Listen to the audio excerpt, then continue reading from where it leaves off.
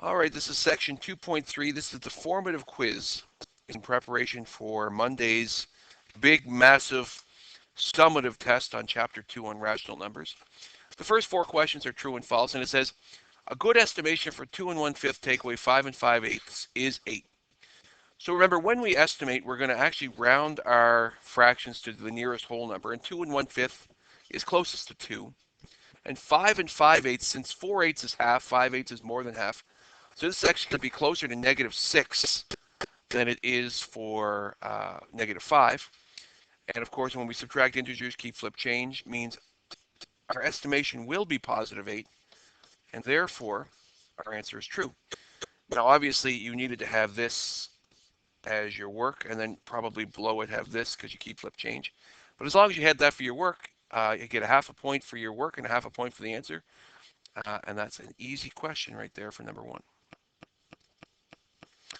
Question two, it says, make sure you show your read. So 3/4, we have to actually solve it this time. So it says 3/4 plus a -1/8 is greater than 3/4 times a -1/8. So we're going to work this out. We're going to see if this is true.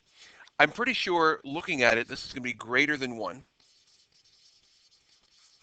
Greater than 0. Would you agree with that just to look at that? Would you say that 3/4 plus -1/8, well, regardless of what the answer is, would you agree that the answer, there's more positives than negatives? So I do know my answer will be positive. Do you agree? Yeah. And if I look at this, based solely on sign rules, will that be a positive answer or a negative answer? Based on sign rules only. When you multiply a positive by a negative, what kind of answer do you get? A negative.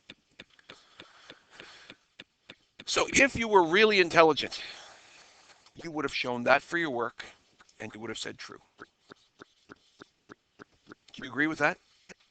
I didn't have to solve that, did I? I know that this is going to be greater than 1 because I have more positives than negatives, or more than 0, sorry. And I know this is going to be negative because of my sign rule, so I could say true, but we could just figure it out. We just go ahead and work it out. So 3/4 plus -1/8, a common denominator is 8. -1's up there, 6/8. So 6 plus -1 over 8. My answer for the left-hand side of my greater than or less than is positive 5/8. When I multiply my numerators to get, so I'm going to go, actually, I'm going to rewrite it. Put my negative sign in my numerator like we told you.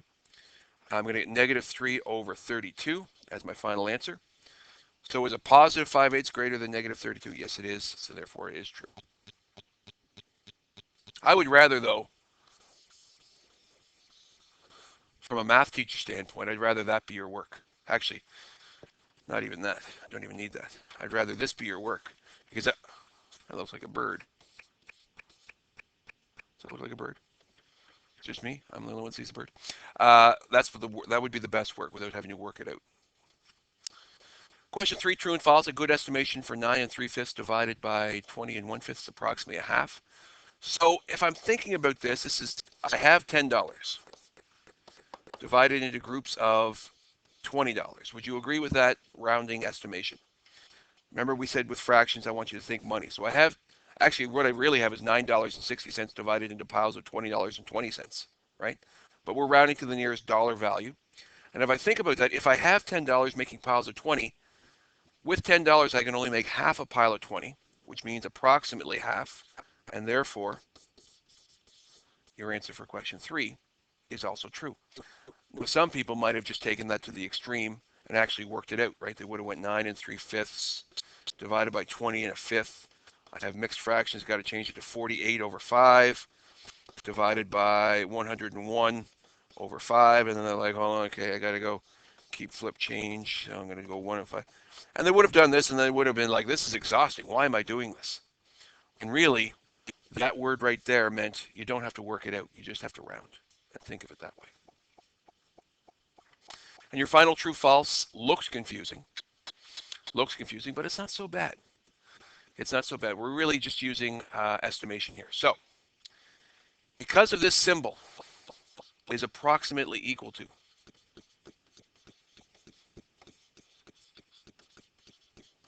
because that's what that symbol means, I'm also going to round this. It doesn't say to round it, does it? But because we're using that symbol, we are going to round. It's going to be negative 5 times negative 2 times negative 5 times negative 2. Right, if I round each of these down, that's what I get. That's going to be a positive 10. That's going to be a negative 50. That's going to be a positive 100. So is it true? Yes, it is. And that work that I showed there is a really good way to prove that you know that it's approximately 100. Question 5 says estimate and calculate show all work. So negative 3/5, is it closer to negative 1 or 0? Negative 3/5. It's closer to negative 1. So we're going to round that one to negative 1 times 1 for our estimation, because 3/4 is closer to 1 than 0. So my estimation is going to be negative 1. My calculation, I'm going to multiply the numerators. Now notice how I'm going to change it to this. I'm going to put my negative sign in my numerator. Oh, that's a 4. Multiply my numerators to get negative 9. Multiply my denominators to get 20. My actual answer is negative 9/20. Half point for each of those. Second one, we're going to estimate and calculate. So negative 1 plus 1 is my estimation for 0. When we round those fractions to the nearest whole number. When we actually solve it, I'm going to get negative 3/5 plus 3/4, common denominator, 20. We're going to have 15/20. We're going to have negative 12/20. Don't forget this step. Add your numerators and keep your denominator. A lot of people screw up on the test and forget to show that step. And then I take marks off and they're like, well, I didn't know I had to do that. Well, I've now said it 25 times. And you know you have to show that step, and your answer is 3/20. Question 7, subtraction, same idea. Negative 1, take away 1. This time our estimation is negative 2. And if you don't believe me, just keep flip change and you'll see it. We're going to then use a common denominator, 20, one more time. Negative 12/20 and 15. Show this step of negative 12, take away 15 over 20. Keep flip change. Negative 27/20, which is negative 1 and 7/20.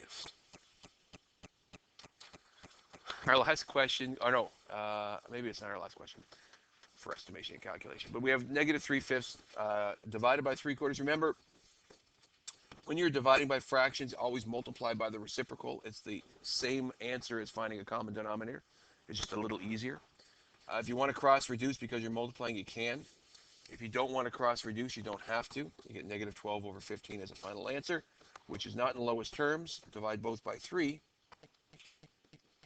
You get negative 4/5 as a final answer. A lot of people leave it like this. They don't think it's, they think that's lowest terms, but 3 is a common uh, factor of both 12 and 15. So please remember to reduce. And question 9 does say estimate as well. So 1 1/2 is going to be 2 plus 0 times negative 5. 2 plus 0 times negative 5 is going to be 2 plus 0. Your estimation is going to be 2, I think, right? Am I wrong on that? Pretty close. Your calculation, as I drop my eraser, I have to go chase it. I'll just bring this estimation over here. How's that? That's a smarter idea. There's my estimation.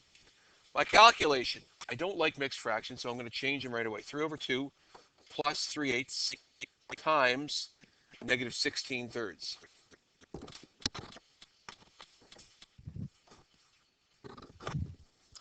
We're now going to multiply these two. Cross reduce. Oh my God, I so want to cross reduce. Should I cross reduce? Yeah, I should. I should. Because we're multiplying 1 over 1, negative 2 over 1.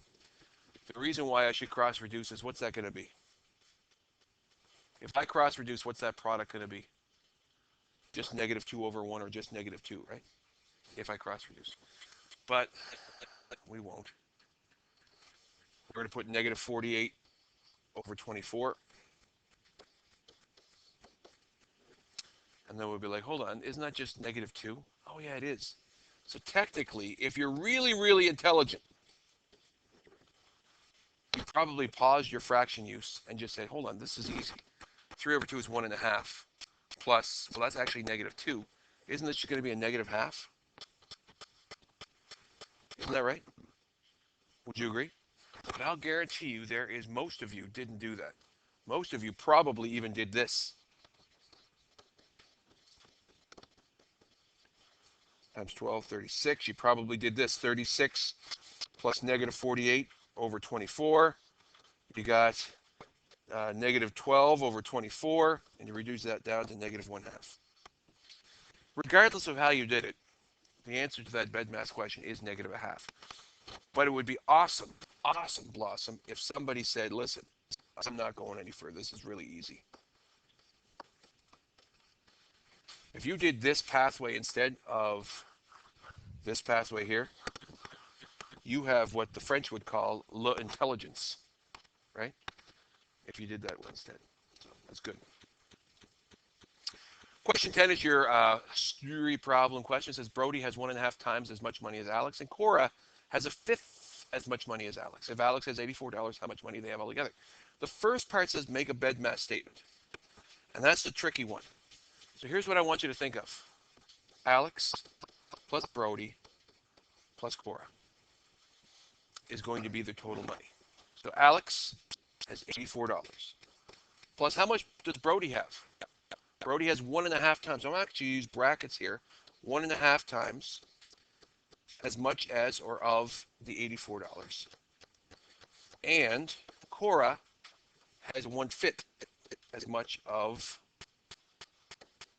the amount of money that she has. So from a BEDMAS standpoint, that's what I wanted you to put down.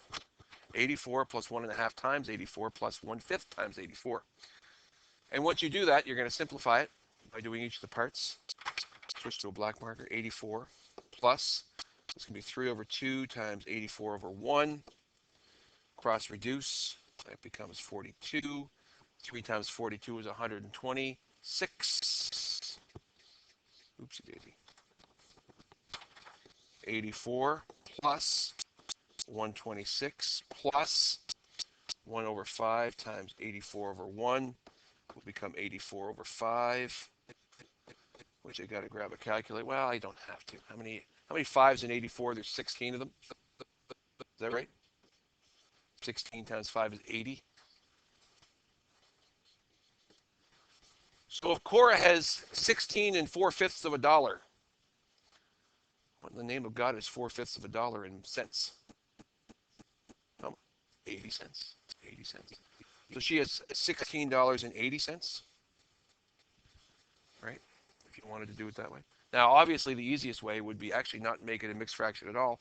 If I said 84 divided by 5 and just changed it this way, it gives me the $16.80 in the calculator, right? I could do it that way if I wanted. Add them all together.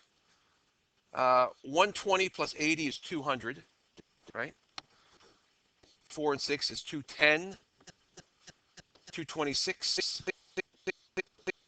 226.80 is the total they have together.